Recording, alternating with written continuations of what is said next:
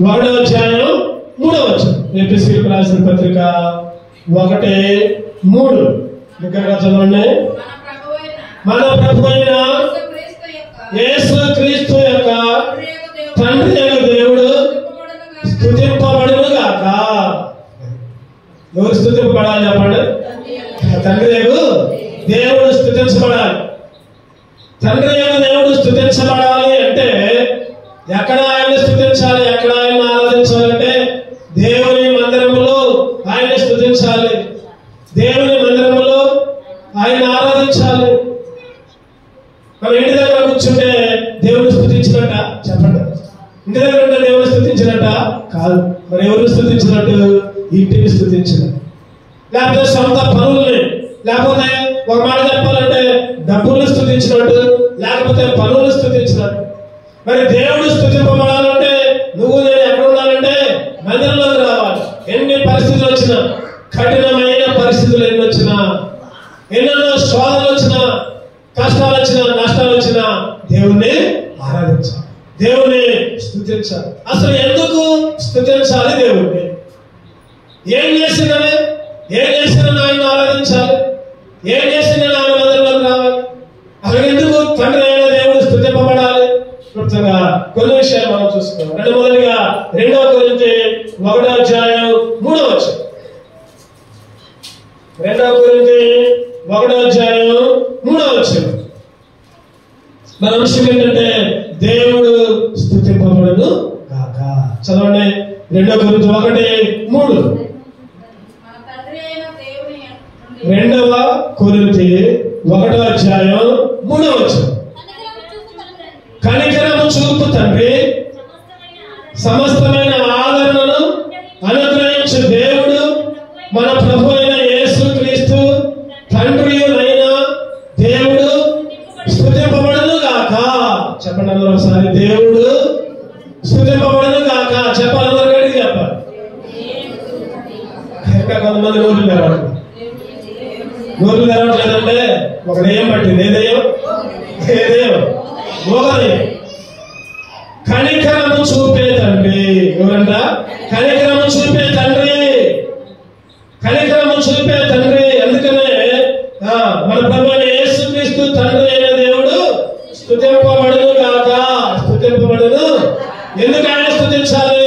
కనికరం చూపుతున్నాడు. కనికరం చూపుతున్నాడు. చెయ్యి విడవట్ల ఏమాత్రం కూడా. మనం వదిలిపెట్టుకొని పోయినా కూడా దేవుడు మాత్రం మన చెయ్యి వదలట్ల. చెయ్యి పట్టుకొని లాగుతా ఉన్నాడు. ఆయన చెయ్యి విడిచేవాడు కాదు. ద్వితీయోపదేశకాండం 4వ అధ్యాయం 31వ వచనం. చదవండి. ద్వితీయోపదేశకాండం 4వ అధ్యాయం 31. నీ దేవుడైన యెహోవా కనికరము గల దేవుడు కనుక నిన్ను చెయ్యి విడువడు, నిన్ను నాశనము చేయుడు. తాను నీ పితరులతో ప్రమాణము చేసిన నిబంధన మర్చిపోడు. ఎంత గొప్ప మాట చూడండి. మన దేవుడు అంట కనికరము కలిగిన దేవుడు. ఏ దేవుడు చెప్పండి? కనికరము కలిగిన. కనికరము, దయ, కృప. ఇక వీటి గురించి చెప్పుకోవాలంటే చెప్పలేక, ఆ కనికరం గురించి, ఆ దయ గురించి, ఆ కృప గురించి చెప్పుకోవాలంటే ఆ కనికరము కలిగిన దేవుడు కాబట్టి ఏం చేస్తాడు? చెయ్యి విడవడు. చెయ్యి విడవడు. నాశనానికి అప్పచెప్పడు. నాశనానికి అప్పచెప్పడు. ఇంకా ఏముంది అక్కడ? చదవండి. నాశనము చేయడు. నీ పితరులతో చేసిన ప్రమాణమును నిబంధనను మర్చిపోడు. నీ పితరులతో చేసిన ప్రమాణాన్ని మర్చిపోడు. చెయ్యి విడవడు. నాశనము చేయడు. కనికరము కలిగిన దేవుడు. ఎందుకు ఆరాధించాలి? ఎందుకు దేవుని స్తుతించాలి చెప్పండి? కనికరము కలిగిన దేవుడు కాబట్టి. ఆ కనికరము కలిగిన దేవుడు ఏం చేశాడు? చెయ్యి విడవట్ల, ఇంకా నాశనానికి అప్పచెప్పల. మన పితరులకు ఏదైతే వాగ్దానం చేశాడో ఆ వాగ్దానాన్ని మర్చిపోవాలి. ఏదైతే పరలోకాన్ని ఇస్తానని, పరమ కాలానికి తీసుకెళ్తానని వాగ్దానం చేసిన దేవుడు నమ్మదగిన దేవుడు. అందుకే ఆయన కనికరము చెయ్యి విడవల. దేవుని ఆరాధించాలి. మార్క్స్ వార్త 1వ అధ్యాయం 41వ వచనం చూస్తే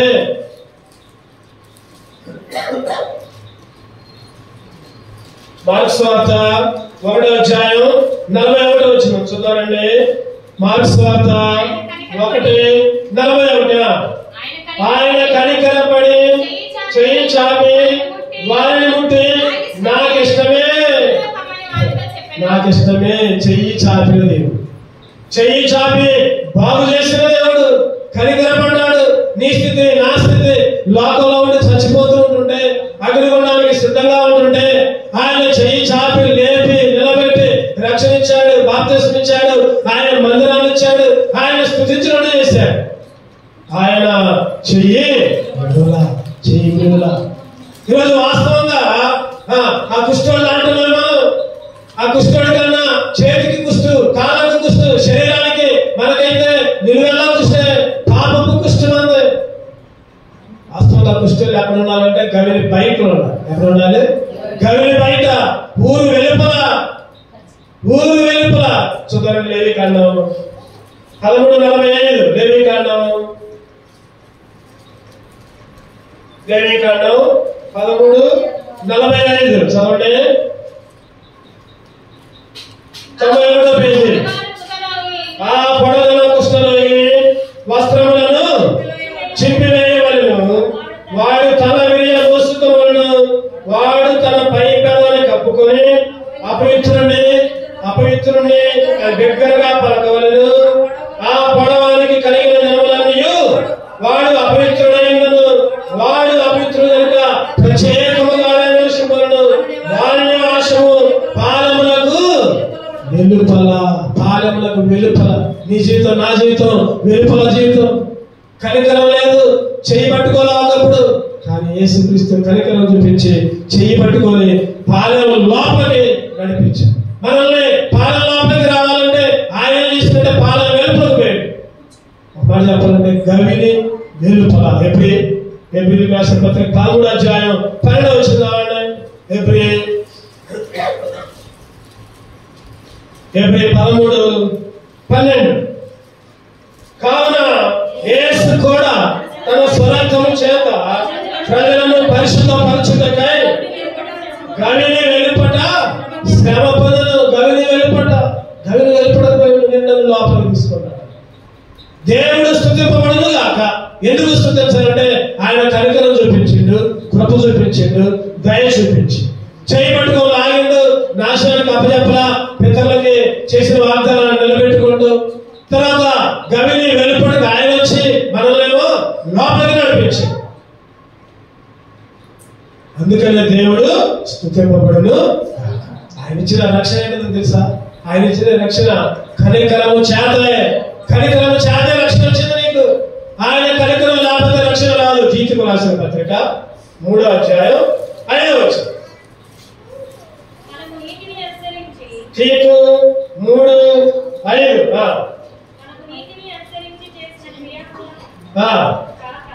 అయితే తీతుకు రాసిన పత్రిక చదవండి 3:5. మనము నీతిని అనుసరించి చేసిన క్రియల మూలముగా కాక తన కనికరం చొప్పుననే పునర్జన్మ సంబంధమైన స్నానము ద్వారా పరిశుద్ధాత్మ మనకు నూతన స్వభావము కలుగజేయడం ద్వారా మనలను రక్షించు. కనికరము చొప్పునే ఏముంది అక్కడ? తన కనికరము చొప్పున పునర్జన్మ సంబంధమైన స్నానం అంటే రక్షణ, బాప్తిసం. ఇటువంటి అనుభవాల్లోకి దేవుడు నడిపించాడు కేవలము కనికరం ద్వారా. నిన్ను స్తుతించాలయ్యా. మన తండ్రి అయిన దేవుడు స్తుతించబడును. కనికరం చూపావు, రక్షణించావు. కనికరం చూపావు, నాశనానికి అప్పచెప్పావు. కనికరం చూపావు, చేయి విడుదల. కనికరం చూపావు, పరమకాలానికి చేర్చావు. కనికరం చూపావు, గవిని వెలుపలికి వచ్చి నన్ను ఆలయంలోకి తీసుకొని వచ్చావు, ఆలయం లోపలికి తీసుకొని వచ్చావు. ఇన్ని 5 అంతల మేలు చేశారు కాబట్టి దేవుడు స్తుతింపబడును. రెండోది చూద్దామండి. రెండోది లోకాసువార్త 1వ అధ్యాయం 65వ వచనం. లోకాసువార్త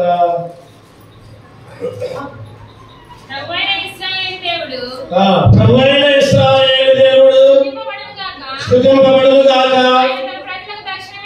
చాలు. ప్రభువైన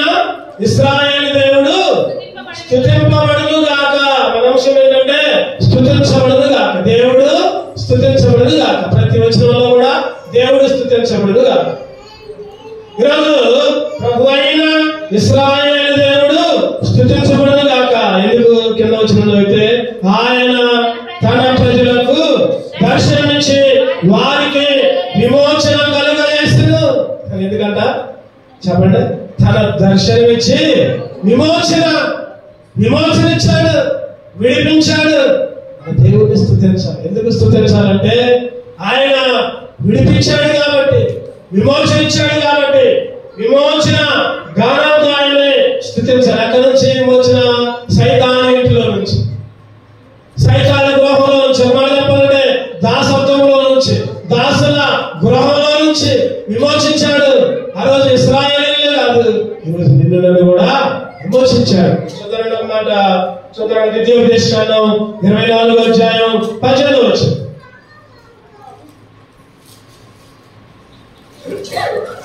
నీవు ఐగుప్తులో దాసుడవై ఉండగా నీ దేవుడైన యెహోవా నిన్ను అక్కడి నుండి విమోచించినని జ్ఞాపకము చేసుకును. దాసత్వపు గృహం నుంచి, అక్కడి నుంచి దాసత్వపు. ఈరోజు మిమ్మల్ని విడిపించాడు. దేవుడు స్తుతించబడును గాక. విమోచించాడు కాబట్టి. ఎక్కడి నుంచి అంటే దాసత్వపు గృహంలో నుంచి. యెషయా గ్రంథం 48:17. యెషయా గ్రంథం 48:17. నీ విమోచకుడును ఇశ్రాయేలు పరిశుద్ధ దేవుడైన యెహోవా ఇలాగ సెలవిచ్చుచున్నాడు. నీ విమోచకుడు. మన విమోచకుడు ఎవరంటే యెహోవా దేవుడు. యెహోవా దేవుడు విమోచించాడు. ఎక్కడి నుంచి? దాసత్వపు గృహం నుంచి. ఎక్కడి నుంచి? సైతాను ఇంటి నుంచి. ఎక్కడి నుంచి? దుష్ట లోకం నుంచి. మనం చెప్పాలంటే చెప్పండి, ఈ దుష్ట లోకం నుంచి. రోమీయులకు రాసిన పత్రిక 6వ అధ్యాయం 18వ వచనం. రోమీయులకు రాసిన పత్రిక 6వ అధ్యాయం 18వ వచనం. పాపము నుండి విమోచించబడి నీతికి దాసులైతిరి. ఇందుకు దేవునికి స్తోత్రం. పాపము నుండి, లోకంలో ఏముందంటే పాపం. ఈ దుష్టలోకంలో పాపం ఉంది కాబట్టి ఈ లోకాన్ని దుష్టలోకం అన్నారు. పాపము నుండి విమోచించబడి ఆయన విమోచించాడు కాబట్టి స్తుతించాలి. ఆయన విమోచించాడు కాబట్టి ఆరాధించాలి. కీర్తనలు 107:2 వచనం.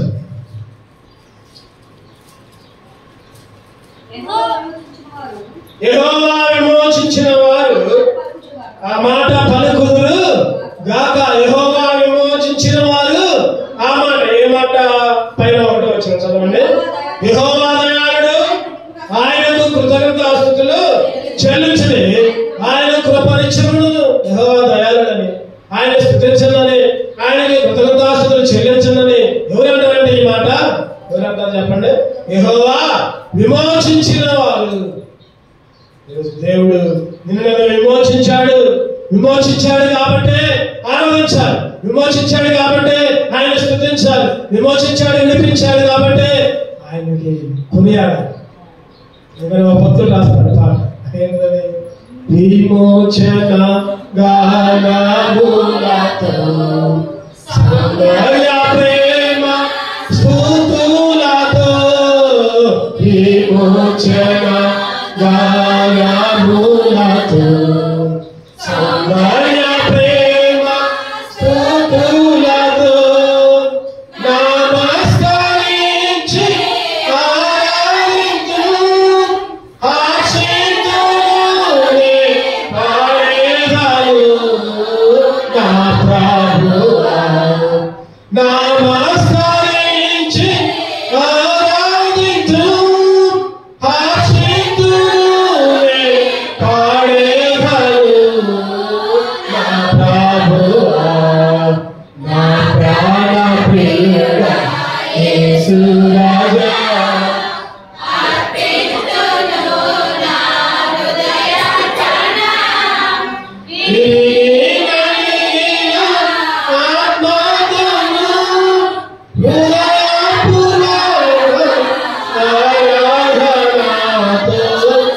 వచ్చాడుగా. నా ప్రాణ ప్రియుడా. ఎట్లా విమోచన చెప్పండి. ఒకటోది దేవుడు స్తుతించబడును గాక. ఎందుకు చెప్పాలి? అందరూ చెప్పాలి.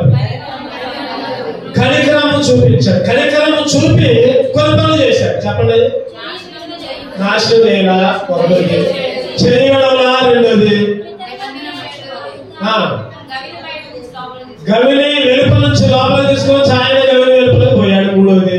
ఇంకా పాపము నుండి విమోచన రెండో పాయింట్.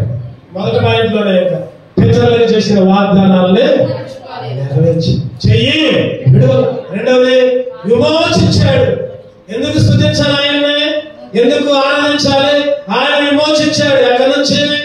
దాసుల గృహంలో నుంచి, సైతాన్లో నుంచి, లోకంలో నుంచి, ఇంకా పాపములో నుంచి, ఇంకా దుష్ట లోకం నుంచి విడిపించాడు. అందుకే ఆరాధించాడు. మూడోదిగా చూద్దామండి.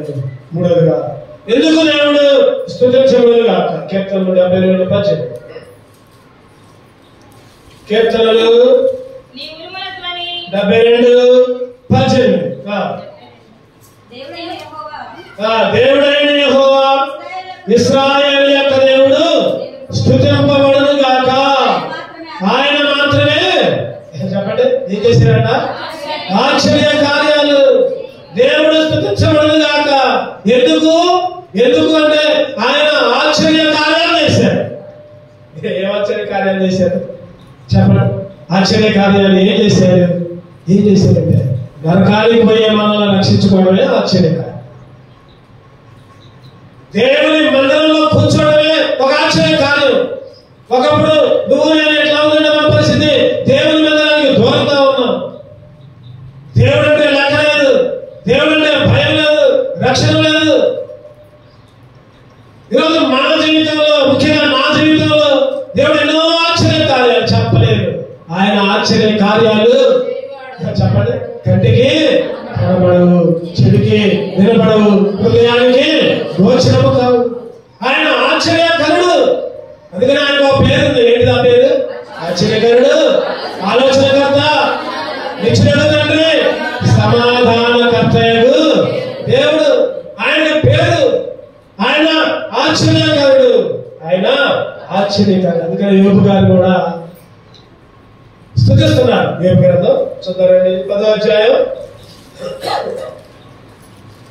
యోబు గ్రంథం 10:16. నేను సంతోషించిన ఎడతెగక నీ ఆశ్చర్యమైన బలము నీ మీద నాకు నా మీద నీవు నా మీద చూపుదువు. ఎడతెగక నీ ఆశ్చర్యమైన బలం. ఎడతెగకంటే ఒక రోజు కాదు, ఒక గంట కాదు, చనిపోయేదాకా ఆయన ఆశ్చర్యకరమైన బలం అంట. ఆశ్చర్యమైన బలం నీ మీద నా మీద చూపిస్తూ ఉంటున్నాడు. దేవుణ్ణి స్తుతించాలి. ఎందుకు? ఆయన ఆశ్చర్యకరుడు కాబట్టి. కీర్తనలు 92:4 వచ్చింది. చదవండి. కీర్తనలు 92:4. ఎందుకనగా యెహోవా నీ కార్యము చేత నీవు నన్ను సంతోషపరుచున్నావు. నీ చేతి పనులు బట్టి నేను ఉత్సాహించుచున్నాను. నీ కార్యము చేత మనకి రావడం సంతోషం. ఆయన కార్యాలు, ఆయన పనుల ద్వారా సంతోషం వచ్చింది. బాధలో ఉన్న మనకి, నెమ్మది లేని పరిస్థితుల్లో సంతోషం రావడమే ఒక ఆశ్చర్యకరం. 77 కింద 14 వచ్చిన చూస్తే 77:14. 77:14. ఆశ్చర్య క్రియలు జరిగించే దేవుడు నీవే. ఆశ్చర్య క్రియలు జరిగించే దేవుడివి నీవే. ఆయన ఆశ్చర్యకరుడు. జన్మలో ఆయన ఆశ్చర్య క్రియలు జరిగిస్తున్నాడు. 66 కింద 5వ వచనం కూడా చూస్తే ఆయన ఆశ్చర్య కార్యాలు 66:5 దేవుని ఆశ్చర్య కార్యములను చూడండి.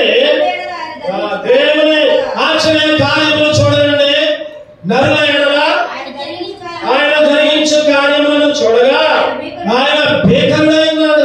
నరుల ఎడల ఆయన ఆశ్చర్య కార్యాలు. ఈరోజు దేవుని స్తుతించాలి. ఎందుకు?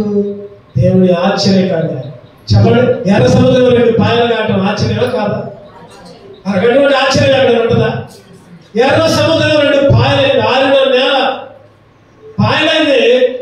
ఇశ్రాయేలు బయటకు వచ్చారు, వెనక ఫరో సైన్యం కూడా వస్తుంది. పాయలైన ఎర్ర సముద్రం మళ్ళీ కలుసుకుంది.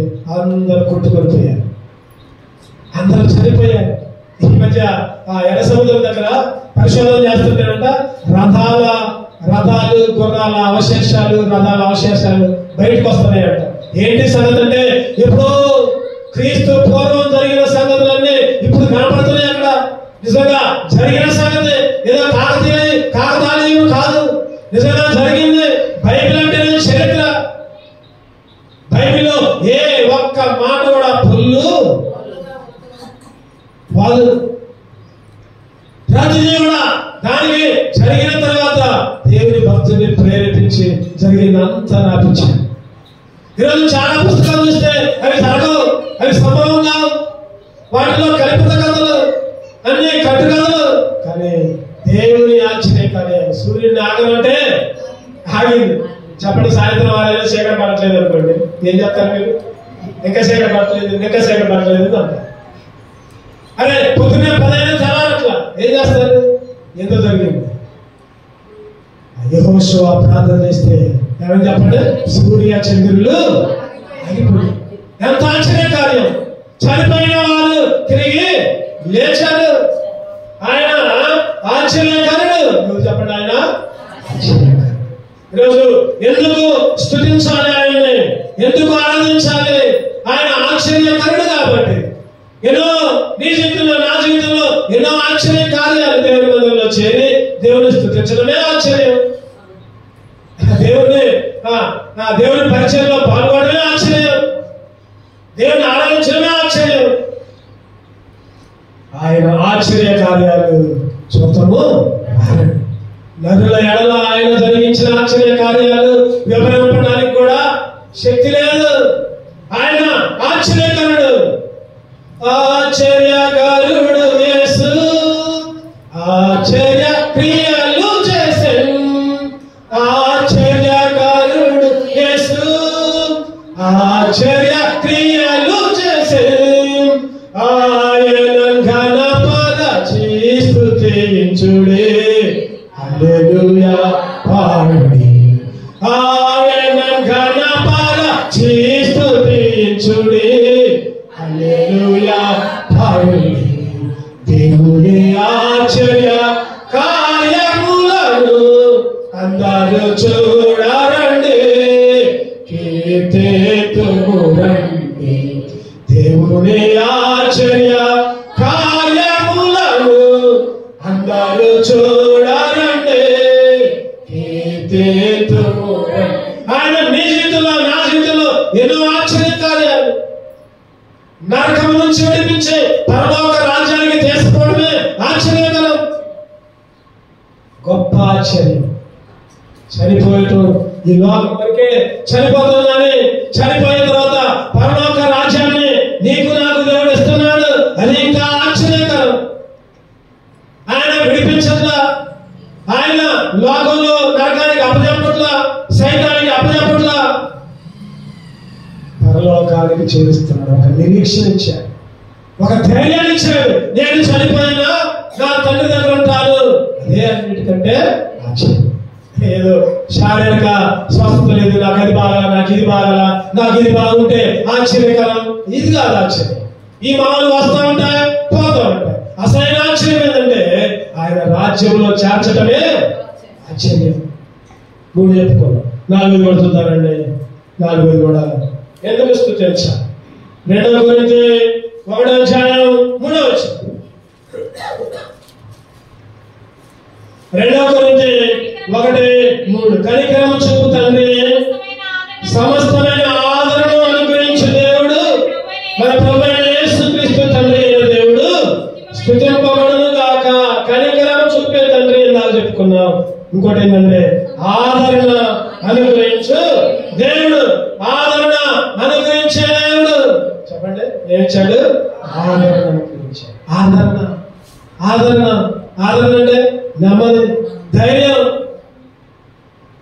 నాకు దేవుడు ఉన్నాడులే, నా తోడుగా ఉన్నాడులే, నేను భయపడను, నేను ఒంటరి కాను, నా దేవుడు నాకు తోడుగా ఉన్నాడు. ఇది ఆదరణ, గొప్ప ఆదరణ.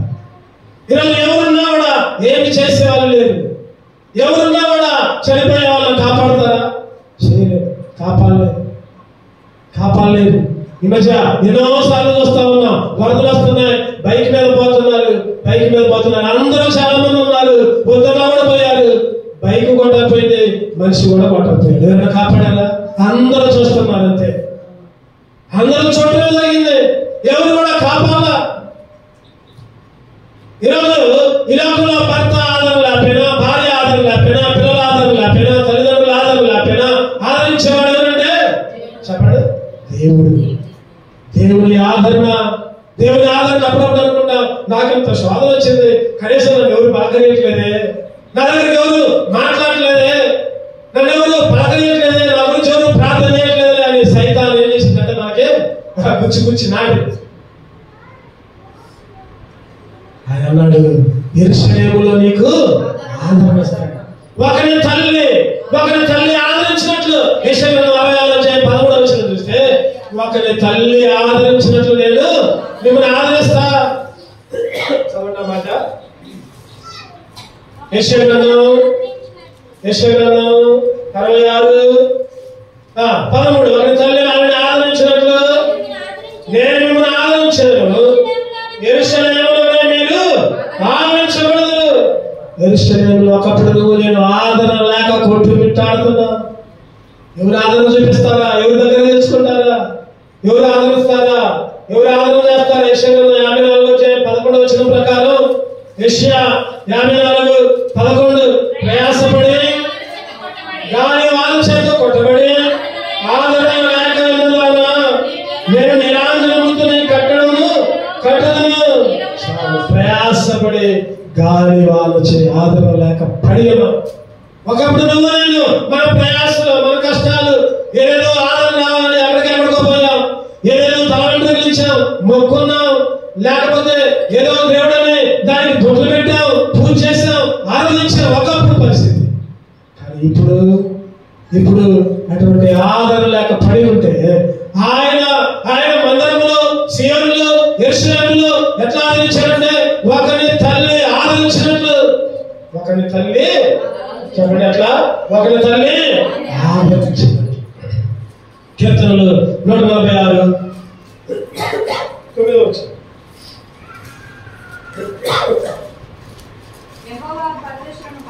కీర్తనలు 146:9. యెహోవా పరదేశులను కాపాడువాడు, ఆయన తండ్రి లేని వారిని విధవరాండ్రుని ఆదరించువాడు. చాలా యెహోవా పరదేశులను కాపాడువాడు. ఇంకా ఉంది అక్కడ ఊరినంట, చెప్పండి, తండ్రి లేని వారిని విధవరాండ్రును. ఎంత గొప్ప ఆదరణ! సారీ మాట, తండ్రి లేని వాళ్ళని ఇంకా విధవరాండ్రుని. ఈరోజు నువ్వు నేను తండ్రి లేకుండా కుట్టుమిట్టాడుతున్నావు. అసలైన తండ్రి లేడు. కనపడ్డం వల్ల ఏనేమా నాన్న, సోమవారం ఒక నాన్న, మంగళవారం ఒక నాన్న, బుధవారం ఒక నాన్న. ఈ రోజులో ఎట్లా పూజ చేస్తున్నారంటే సోమవారం ఒక దేవుడు అంట, మంగళవారం ఒక దేవుడు అంట, వారానికి రోజుకు ఒక దేవుడు, గురువారం ఒక దేవుడు, శనివారం ఒక దేవుడు. ఒకప్పుడు నా పరిస్థితి కూడా అంతే, రోజుకు ఒక దేవుడిని పూజ చేస్తున్నాం. మరి నిజంగా నాన్న నువ్వే మా నాన్న అంటే ఇంకొక నాన్న కోపం రాదా? చెప్పండి వచ్చిందా? కనపడడం వల్ల మా నాన్న అంటే మరి ఏంటి పరిస్థితి? నాకుడి కూరలు వాడే కూడా. మరి ఈ రోజు అట్టున్నట్ల కనపడ్డ వాళ్ళందరినీ పూజ చేయండి, కనపడ్డ వాళ్ళందరూ తండ్రి, కనపడ్డ వాళ్ళందరూ దేవుడే. దేవుడు ఒక్కడే, దేవుడు చెప్పండి ఒక్కడే. ఆయన యేసుక్రీస్తు. ఆయన తండ్రి లేని వారిని చెప్పండి, విధవరాండ్రుని ఆదరించే దేవుడు. తండ్రి లేని వారిని, విధవరాండ్రుని ఆదరించే. ఈరోజు దేవుణ్ణి స్తుతించాలి. ఎందుకు దేవుణ్ణి స్తుతించాలి? ఎందుకు దేవుణ్ణి ఆరాధించాలంటే ఆయన ఆదరణ కలగజేసేవాడు. ఆదరణ ఎగదీశాడు. చెప్పండి ఒకటి, దేవుని స్తుతించాలి. ఎందుకు చెప్పాలని చెప్పలేడుగా? కనికరము కలిగిన దేవుడు. రెండోది విమోచించిన దేవుడు. మూడోది ఆశ్చర్య కార్యాలు చేసిన దేవుడు. నాలుగోది ఆదరణించిన దేవుడు. జంతువు ఆదరణ లేక నిన్ననే రాత్రి ఒక న్యూస్ చూశాను ఫోన్లో, రేటింగ్ న్యూస్ లో ఉంటే ఏంటంటే ఒక కొడుకు అంట 39 సంవత్సరాల కొడుకు, తల్లి పాప వృద్ధురా. ఆ కొడుకు అంట రోజు తల్లి దగ్గరకు రావడం, డబ్బులు అడుక్కోవడం, తాగటం, తల్లిని చిత్రహింసలు పెట్టడం. ఒకటే బాధ అంట, తల్లికి వండి పడటమే కాకుండా ఇదొక సమస్య అయిపోయింది. ఏదంటే అది తీసుకొని పోతాడు, ఇంట్లో ఏదంటే అది తీసుకొని పోతాడు, ఇవ్వకపోతే గొడవ చేస్తాడు. ఓర్చుకుంది. నిన్న వచ్చి అట్లానే చికాకు చేస్తుంటే పక్కన ఒక వాగల బండి ఉందంట. ఆ కొడుకుని వాగల బండితో కళ్ళ మీద ఒకటి వేసిందంట. దెబ్బకి అక్కడికక్కడే చచ్చిపోయింది. కన్న కొడుకుని చంపింది కన్న తల్లి. ఎంత క్రూరతో, ఎంత బాధపడితే ఆ పని చేయాల చెప్పండి. ఆ తల్లికి ఆదరణ లేదు, నెమ్మది లేదు, సంతోషం లేదు. అరే ఏంటి వీళ్ళు చేస్తాడు, ఎన్ని సంవత్సరాలు అంటే 39 సంవత్సరాలు భరించింది పాప. చివరికి ఉండబట్టుకోలేక వాకలతో వేసింది, చచ్చిపోయింది. ఈరోజు ఎంతో మంది పరిస్థితి అట్లనే ఉంటుంది. ఆదరణ లేదు. భర్త ద్వారా ఆదరణ అనుకుంటే భర్త సుట్టిపోటు మాటలు, భార్య ద్వారా ఆదరణ అనుకుంటే భార్య సుట్టిపోటు మాటలు, తల్లిదండ్రుల ద్వారా ఆదరణ లేదు, అత్తమామ ద్వారా ఆదరణ లేదు, కోడల ద్వారా ఆదరణ లేదు, అన్ని సుట్టిపోటు మాటలే. ఆదరణ ఇచ్చేది ఎవరంటే దేవుడే. నాకు భర్త లేడు, నా భర్త చనిపోయాడు, నాకు తల్లి లేదు, నాకు తండ్రి లేడు, నాకు భార్య లేదు అనుకోవద్దు ఎప్పుడైనా. తండ్రి యేసుక్రీస్తే మీ దేవుడు, ఆయనే మీ తండ్రి, ఆయనే మీ భర్త. చెప్పండి, ఆయన భర్తలాగా ఆదరించారు. చివరిగా ఇంకొక విషయం చూసుకొని ముగించుకో. 1 Peter 1:3 వచ్చింది.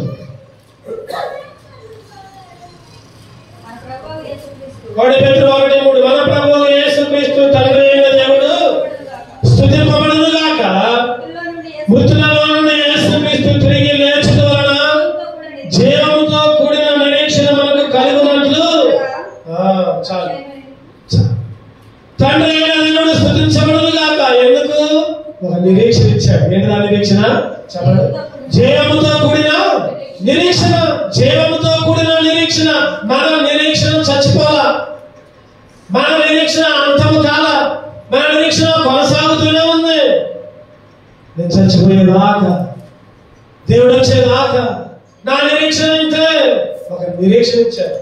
ఎందుకు దేవుని స్తుతించాలి అంటే చెప్పండి, జీవముతో కూడిన నిరీక్షణ ఇచ్చాడు. జీవంతో కూడిన నిరీక్షణ. నాకు ఏ సమస్య వచ్చినా ఏం కాదు, నాకు ఏ బాధ వచ్చినా ఏం కాదు, నాకు ఒక నిరీక్షణ. ఏంటి నా నిరీక్షణ అంటే నేను చనిపోతే పరలోకానికి వెళ్తా. అది కొలస్సీయులకు రాసిన పత్రిక 1:27. కొలస్సీయులకు రాసిన పత్రిక 1:27.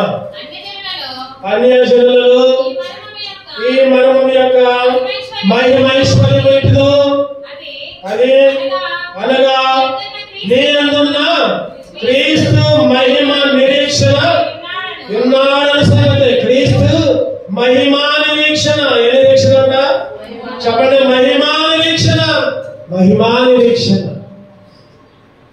జీవముతో కూడిన నిరీక్షణ, మహిమా నిరీక్షణ, పరలోక రాజ్య నిరీక్షణ, పాపములు దూరమైపోయాయన్న నిరీక్షణ. రకరకాల నిరీక్షణ దేవుడు మనకి ఇచ్చాడు. అందుకే మన తండ్రి అయిన దేవుడు స్తుతించబడును గాక. ఎందుకు స్తుతించాలంటే జీవముతో కూడిన నిరీక్షణ ఇచ్చాడు. ఎవరికి నిరీక్షణ ఉందా చెప్పండి? ఎవరికి కూడా నిరీక్షణ. నీకు నాకైతే దేవుడు నిరీక్షణ ఇచ్చాడు. ఇప్పుడు కూడా రక్షణ పొంది కూడా, బాప్తిసం తీసుకుని కూడా, ఇంకా దేవుని బిడ్డలో ఆయన శరీరంలో చేసి కూడా ఇంకా భయపడుతూ ఉంటుంటే, ఇంకా నిరీక్షణ లేకపోతే దేవుడు ఇప్పుడే మాట్లాడుతున్నాడు. జీవముతో కూడిన నిరీక్షణ. అయ్యో నాకది ఎట్లా, నా పిల్లలు ఎట్లా, నేను ఎట్లా, నా ఆస్తి ఎట్లా, నా సంపద ఎట్లా, నా ఉద్యోగాలు ఎట్లా, ఇంకా ఇంకా నా ఆరోగ్యం ఎట్లా, నా రోగాలు ఎట్లా, నా బాధలు ఎట్లా, నా సమస్యలు ఎట్లా, ఇంకా ఇటువంటి ఆలోచనలో పెట్టుకుంటే సైతాన్ బిడ్డ నీకు నిరీక్షణ లేదు. నువ్వు ఆరాధించాకల్లా అటువంటి నిరీక్షణ నీకు లేకపోతే జీవముతో కూడిన మహిమ నిరీక్షణ. యేసు ప్రభువే నిరీక్షణ, యేసు ప్రభువే మన నిరీక్షణ. అందుకే ఆయన్ని ఆరాధించాలి. చివరిగా మళ్ళీ ఒకసారి మనం మూలపాఠం చదువుకున్నాం. ఎఫెసీ 1:3 చదువుకొని ఆరాధన ప్రవేశం అందరం కలిసి చదువుకున్నాం. ఎఫెసీ 1:3 మన ప్రభువైన యేసుక్రీస్తు యొక్క తండ్రి అయిన దేవుడు స్తుతింపబడును గాక. మన ప్రభువైన యేసుక్రీస్తు యొక్క తండ్రి అయిన దేవుడు చెప్పుకున్న 5 విషయాలు. ఒకటోది కార్యక్రమం, దాంట్లో రకరకాలుగా చెప్పాడు. గుర్తుంటే ఆనందం చేయాలి.